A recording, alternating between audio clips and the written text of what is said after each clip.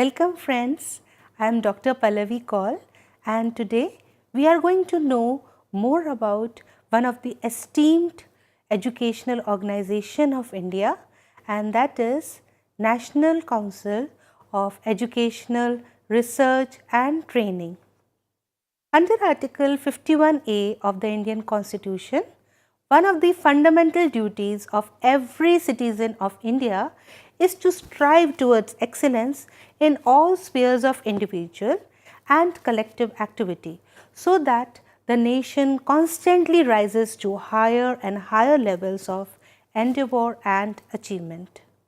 To achieve excellence in the various dimensions of elementary education, the Ministry of Human Resource and Development, Government of India has decentralized the responsibility for qualitative improvement of elementary education in the country. Before we proceed further, let us have a look at the following figure, which gives a picture of the various organizations working in the field of elementary education. If we look at the figure, it represents the organizational structure of elementary education at various levels. At national level, we have got NCERT. At the state level, we have got SCERT, that is the State Council for Educational Research and Training, and another organization working at the same level is SIEMET. At the district level, we have three organizations working. The first one is DIET, that is the District Institute of Education and Training. The second one is BRC, that is the Block Resource Committee. Now, these main administrative institutions that provide academic and resource support to elementary education at all the levels in India.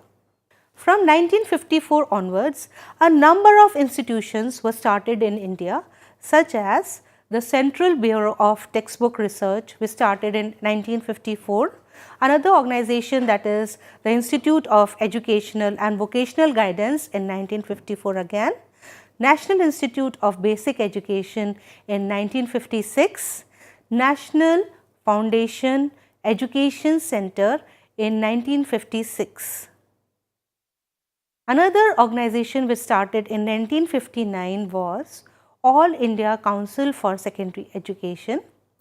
In 1959, National Institute of Audiovisual Education also started, and the National Institute of Basic Education.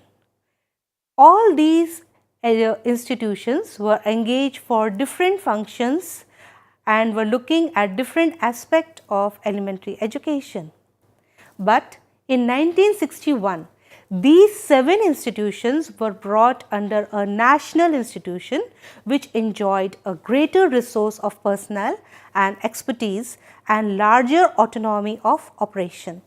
These institutes were collected in a single esteemed organization, and that is NCERT, that is the National Council of Educational Research and Training, which was established on September 1st, 1961, and it is situated at Sri Aurobindo Marg, New Delhi.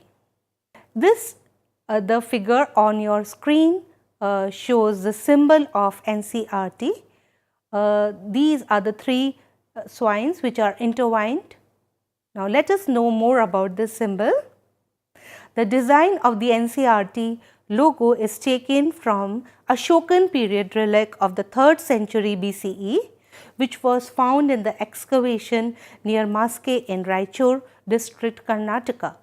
The motto has been taken from the Isha Upanishad and means life eternal through learning. The 3 intertwined hansas symbolize the integration of 3 aspects of the work and the function of NCERT. The first one is the research and development. This research and development has been taken by NCERT at various levels and for various people. For example, the research and development for teachers, for teacher education, the resource persons. Even the training is being done for these people and the extension services is given to the various organizations. Let us know more about the objectives for setting up the NCERT Council. The first objective is to promote and conduct educational research, experimentation of innovative ideas and practices. The second objective is to develop National Curriculum Framework, that is the NCF 2005. Now it is in the process of developing the latest National Curriculum Framework and the syllabi and the textbook accordingly, the teaching learning material and kits, training modules and strategies, audio, video and ICT materials. Another objective of NCERT is training of pre-service and in-service teacher educators and education at national and state level and their functionaries. The fourth objective is to collaborate with state, national and international organizations. It has following 4 aims. First is to improve the quality of school education. It even organizes the training programs, as we have already discussed before, for the teachers at the school level, for the teacher educators and even for the resource persons. It also helps in the widespread of education through various efforts taken by NCERT. It also helps to solve educational problems faced by school education in the country. There are various bodies to help in carrying out the function of NCERTs. Let us know what are these bodies and which are these bodies. These bodies are the National Institute of Education, that is NIE, which is situated at New Delhi. The Central Institution of Educational Technology, also known as CIET, which is also in the premises of NCERT New Delhi. Third is Pandit Sundaral Sharma Central Institute of Vocational Education, PSSCIVE, situated at Bhopal. Besides these, we have also got Regional Institutes of Education, also known as RIE, located at Ajmer, Bhopal, Bhubaneswar, Mysore and Shillong, which are represented by the Education Minister of these states and the Union Territories. The main governing body of the NCERT is its Executive Committee. The Union Minister of Human Resource Development is the President of the General Body of NCERT, which is represented by the Education Minister of all the states and Union Territories of India. The chairperson of the UGC, that is the University Grant Commission, is also the member of this council. The Secretary to the Government of India, Ministry of Human Resource Development, Department of Education, is another member of this council. The 4 vice chancellors of the universities run from each region, that is the north, south, east and west, are the members of this council. The chairman of the Central Board of Secondary Education is another member. The commissioner of the Kendriya Vidyalaya Sangathan, Director, Central Health Education Bureau, Director of Training, Director General of Training and Employment, Ministry of Labour, one representative of the Education Division, Planning Commission, all the members of the Executive Committee of the Council, 6 members nominated by the Government of India, not less than 4 of them shall be the school teacher, and finally the convener is the Secretary NCERT. Now let us know about the Program Advisory Committee. The Program Advisory Committee is the principal advisory committee of the NCERT. The main function of this committee are threefold. The first one is dealing with research schemes submitted to the council by the other organizations or institutions. The second one deals with planning and coordinating educational studies and research with National Institute of Education. So, any researches taking place at the other NIEs are being planned and coordinated by NCERT Advisory Council. Now, third one is dealing with the extension and the field services. So, any kind of field survey which the government require is done by the NCERT extension services.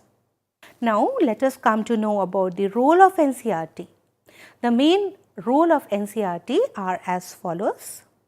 The first one is implementation of National Curriculum Framework.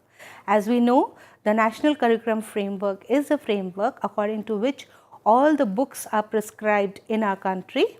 So, that is the main focus of NCERT. The second is universalization of elementary education. So, one of the objective of the UEE which is coming under Sarv Shiksha Abhiyan is being promoted by NCERT. The vocational education and education of the group with special needs is also being, NCERT plays a very important role in the education of special need children. The ECCE, that is the early childhood education, is also promoted by NCERT. Bringing evaluation and examination reforms is one of the key role of NCERT.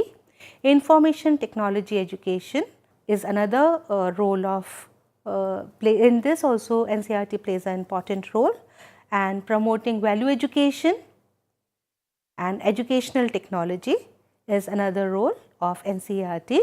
Development of exemplary textbooks, workbooks, teacher guide, supplementary reading material is the function of various departments of NCERT.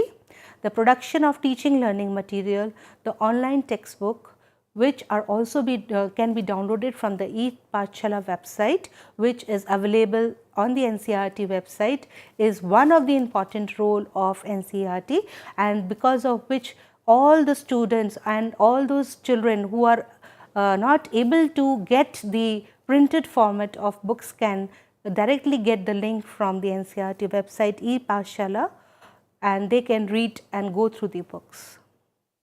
Education of the girl child, identification and nurturing of talent through various national talent search is another role of NCERT.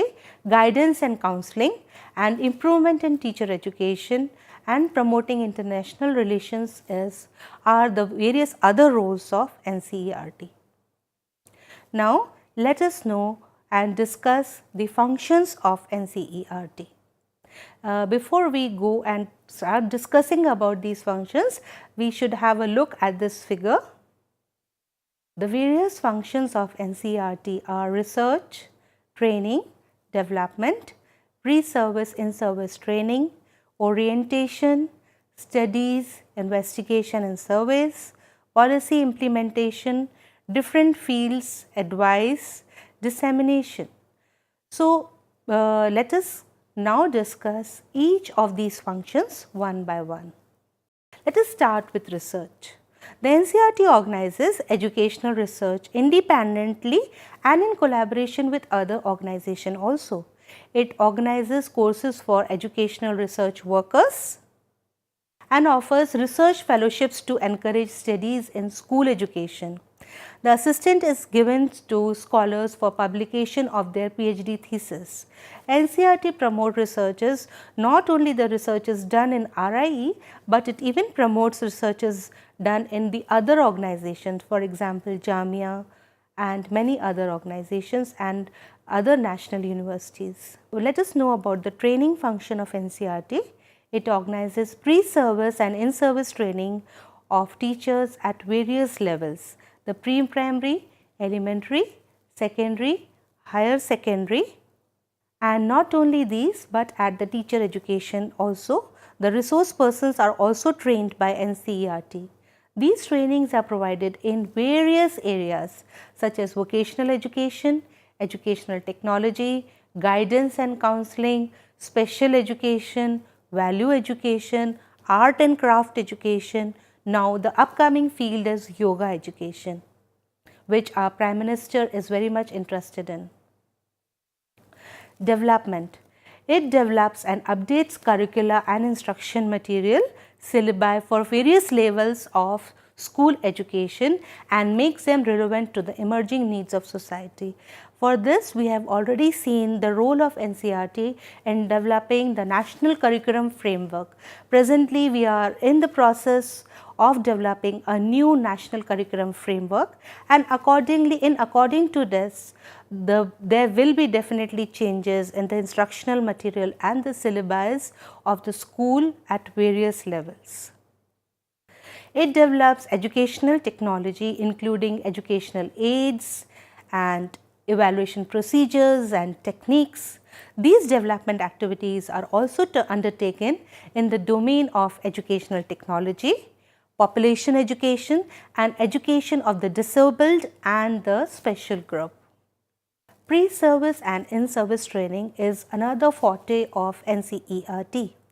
It organizes pre-service program for eligible candidate and in-service teacher education program to teacher educators and other functionaries associated with teacher education and other education sectors also. Orientation. It even provides orientations to those concerned with school education and teacher education regarding new educational thoughts, ideologies and information in all the subjects. These orientations are not only related and relevant only to the teachers, these orientations are also given to the administrators, the principals and the other stakeholders in the field of school education. Dissemination. It disseminates information as well as research findings about the improvised educational techniques and methods. Advice. This is one of the very important function of NCERT. It advises the center and the state government on school education and teacher education. Another important function of policy is the policy implementation. The Ministry of Human Resource Development seeks the expertise of NCERT in formulating and implementing policies and programs in the field of school education, especially to bring about qualitative changes in school education, and same changes should definitely percolate from the teacher preparation. So, some changes are also being advised by NCERT. Deals with problems in different fields like curriculum, textbook, publication, examination, value education, art and craft education, science education, and even problems associated with educational psychology and even evaluation and measurement, and undertakes researches in these fields with a view to improve the quality of education at all the schools level. It plays a very important role and has a very important function to play at the international level. NCERT coordinates with international agencies working in the field of school education. The international agencies such as UNESCO, UNICEF, World Bank, etc. are working with NCERT on various projects. So friends, today we learned about the organizational structure of NCERT. We examined the role of NCERT and we described the function of NCERT. So, we will meet you in our next lecture. Till then, keep learning. Goodbye.